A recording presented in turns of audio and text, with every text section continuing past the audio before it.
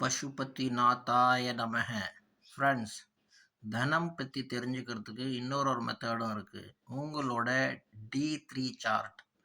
இந்த D3 சார்ட்டில் லக்னாதிபதி எப்படி பிளேஸ்மெண்ட் ஆகியிருக்காருன்னு பார்க்கணும். ஃபஸ்ட்டு லார்டு லக்னாதிபதி லாபஸ்தானத்தில் இருக்காரு, இல்லைன்னா 2ஆம் இடத்துல இருக்காரு, இல்லைன்னா பஞ்சமாதிபதி பிளேஸில் இருக்காரு. இந்த மாதிரி இடத்துல லாபஸ்தானாதிபதி இருந்தார்னா அவன் பணத்துக்கு எப்பவுமே திண்டாட மாட்டான். பணம் அவனை தேடி தேடி வரும்.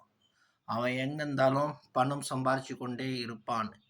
அது இல்லாமல் ஜாதகத்தில் லக்னத்தில் எதனா ஒரு உச்சமான கிரகம் உட்கார்ந்துருக்குன்னு நினச்சிங்க, பிளேஸ்மெண்ட் ஆகிருக்குன்னு நினச்சிங்க, அதுவும் ஒரு பெரிய பணக்கார யோகம்.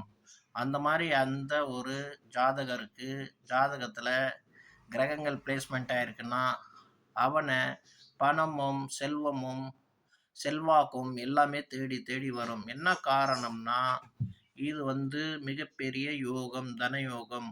D3 சார்ட்டில் லக்னாதிபதி பவர்ஃபுல்லாக இருக்கணும், லாபஸ்தானத்தில் இருக்கணும், 2ஆம் இடத்துல இருக்கணும், 5ஆம் இடத்துல இருக்கணும், இல்லைன்னா எதனா உச்ச கிரகம் லக்னத்தில் இருக்கணும். அந்த மாதிரி இருந்து அந்த உச்ச கிரக சம்பந்தப்பட்ட கிரகமும் நல்ல நிலையில இருக்கணும். அந்த மாதிரி இருந்தா அவன் மிகப்பெரிய பணக்காரன். இது உண்மையான விஷயம்.